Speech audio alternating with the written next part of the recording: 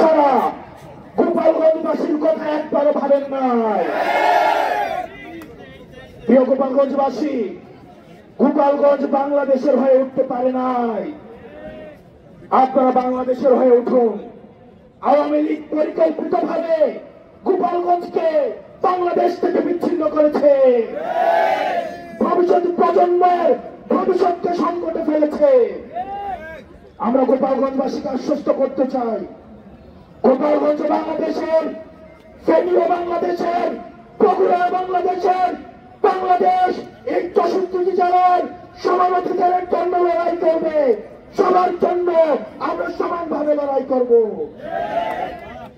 প্রিয় গোপালগঞ্জবাসী, আমরা আপনাদেরকে আহ্বান জানাবো, আপনাদেরকে আমরা জালিমের শাসন থেকে মুক্ত করেছি, আমরা ইনসাফের বাংলাদেশ করার জন্য আপনাদেরকে সাথে নিয়ে আমরা একসাথে দায় ধরন এবং ইনসাফের বাংলাদেশ গঠন করব।